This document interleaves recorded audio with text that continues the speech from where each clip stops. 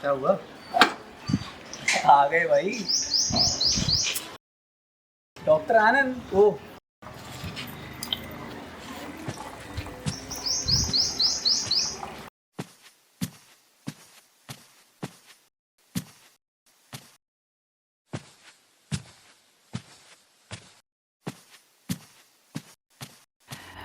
Good morning doctor आनंद। Oh good morning Saxena ji, आइए आइए आओ ना। आइए सक्सेना जी, बैठिए। ये Rahul my friend. Hello doctor. बैठिए। जी थैंक यू। अब बताइए कैसे आना हुआ?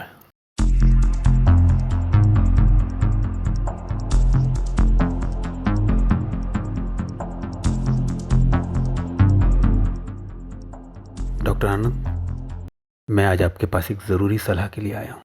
सक्सेना जी, मैं एक मानसिक डॉक्टर हूँ, यानी कि साइकोलॉजिस्ट, और मुझसे मिलने के लिए मानसिक बीमारी के लोग ही आते हैं। और जहां तक मैं आपके परिवार को जानता हूं, आपके परिवार में तो कोई भी मानसिक रोगी नहीं है, तो मुझसे मिलने के लिए इतने उतावले क्यों हैं?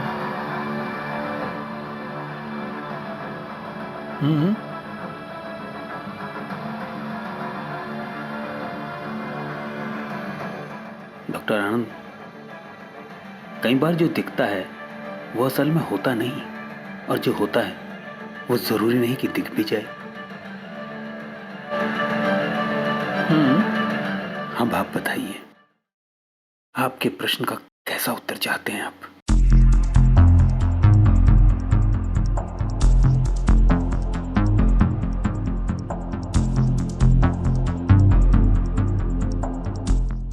प्रश्न के बदले में प्रश्न? मतलब समस्या गहरी है, लेकिन ये समस्या किसको लेकर है? मेरी वाइफ निशा। आप तो कई बार मिल चुके हैं उससे। हाँ, लेकिन फैमिली इवेंट्स में तो एक दूसरे को समझने का बहुत ही कम समय मिल पाता है, और फिर ऐसी समस्या को समझने के लिए तो थोड़ा समय चाहिए होता है ना। एक दूसरे से रूबरू होना बहुत जरूरी होता है। वैसे आपको क्यों लगा कि निशा भाभी को कोई मेंटल प्रॉब्लम है?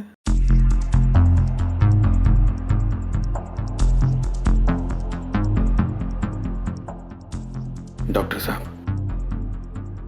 यूं किसी एक बात को पिन पॉइंट करना तो मेरे लिए बहुत मुश्किल है, लेकिन डेली रूटीन में कई ऐसी बहुत सारी बातें होती है जो निशा के मेंटल केस होने की तरफ इशारा करती हैं। तो आपने उन्हें बताया नहीं कि वो एबनॉर्मल बिहेव कर रही हैं? कोई एक दो बात जो आप खुद को रोक ना पाए हो और आपने उन्हें बोल दी हो? नहीं, बिल्कुल नहीं डॉक्टर साहब। मुझे लगा कि मैं अगर उसे डायरेक्ट बात करूंगा तो उसे लगेगा कि मैं उसे मेंटल समझ रहा हूं, और मैं चाहता हूं कि आप भी इस तरह से ट्रीटमेंट करें कि उसे पता ना लगे, प्लीज। मैं समझ गया सर, ऐसा ही होगा। आप एक काम करें, शाम को घर पर ही लेकर आ जाइए उन्हें। घर पर क्यों? अरे क्लिनिक पर लाएंगे तो शक होगा उन्हें। थैंक यू डॉक्टर साहब। अच्छा ठीक है, शाम को ओके, बाय बाय बाय।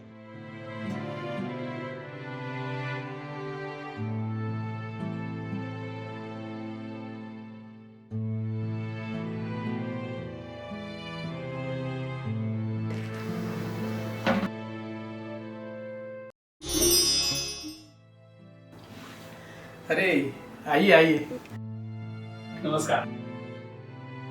इतने दिनों बाद अब हमारे घर का रास्ता कैसे भूल गए? बैठिए। क्या बात कर रहे हैं भाई साहब? इन्होंने तो बोला था कि आज आपने स्पेशली हमें चाय पर इनवाइट किया है। हाँ हाँ वो बात भी ठीक है, लेकिन आप इतने दिनों बाद मिल रही है ना। बात को घुमाइए नहीं, प्लीज मुझे बताइए कि क्या बात है। देखा सक्सेना जी, निशा भाभी का लॉजिक वेरी स्मार्ट। आपने एकदम सही समझा निशा भाभी। इनकी नजरों के सामने तो आपका सक्सेस भी डाउटफुल है। खैर सक्सेना जी बता रहे थे कि इन दिनों आप किसी मेंटली स्ट्रेस में हैं, इसलिए मैंने आपको ये जानने के लिए बुलाया कि क्या परेशानी है।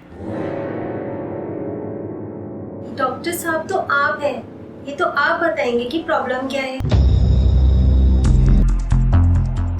ठीक है, अब मैं ही बताऊं, लेकिन अब आप ये बताइए कि आपका डेली रूटीन क्या है। नहीं, मेरा मतलब है कि आप अपना दिन कैसे बिताती हैं। डॉक्टर साहब, एक हाउसवाइफ की लाइफ बहुत बिजी होती है। सुबह परिवार का पूरा ख्याल रखना, बच्चे हैं, फैमिली है, सास ससुर हैं, हस्बैंड है, उनका खाना, कपड़े, पूरा दिन ऐसे निकल जाता है कि पता ही नहीं चलता है। मैं समझ सकता हूँ, लेकिन मेरा मतलब है कि इसके अलावा आपकी कोई हॉबी या शौक।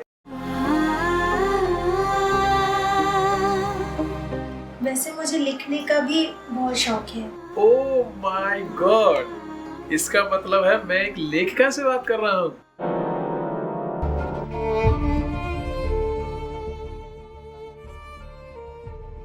क्या बात कर रहे हैं डॉक्टर साहब?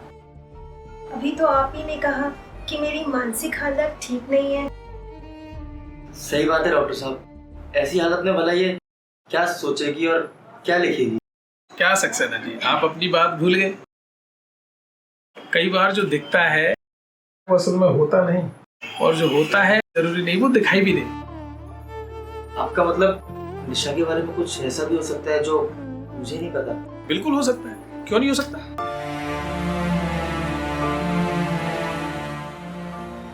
मुझे तो ऐसा नहीं लगता।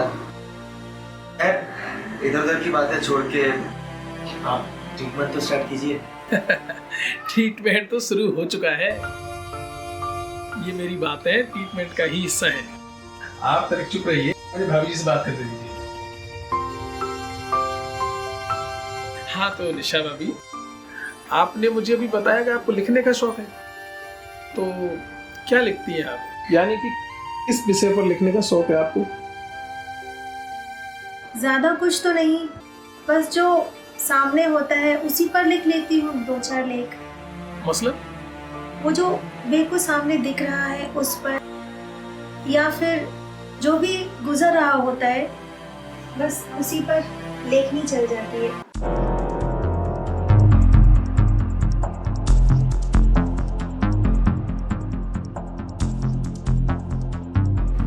तो थोड़ा हमें भी रूबरू करवाइए, हमें भी तो पता चलेगा। ये जो मिसाल के तौर पर आधा गिलास रखा है, मैं इस पर भी लिख सकती हूँ। पानी की गिलास पे भी?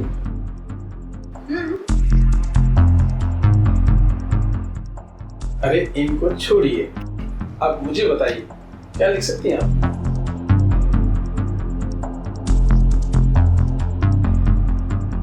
मैं इस पर भी लिख सकती हूँ।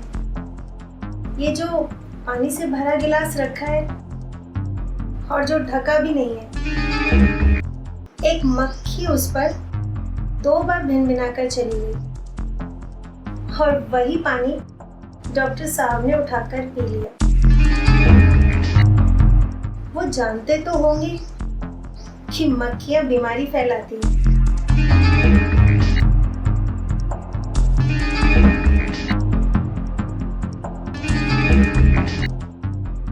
या फिर मैं इस पर भी लिख सकती हूँ। मैं एक दिमागी डॉक्टर से मिली, उसने मेरे सामने आधी पी हुई सिगरेट एक्सट्रे में रगड़ कर बुझा दी, लेकिन मैं सोच में पड़ गई कि अगर ये डॉक्टर दिमाग का इलाज करता है तो दिल और फेफड़ों की बीमारी को भी जरूर जानता होगा, जबकि वो सिगरेट से होने वाली बीमारी के बारे में भी जानता होगा, फिर भी सिगरेट पीता है। लगता है उसका खुद का दिमाग ही ठीक से काम नहीं करता।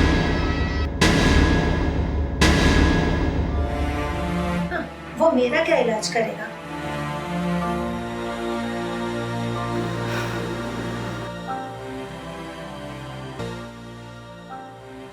तो आपकी राय में इनमें मेंटल केस कौन है?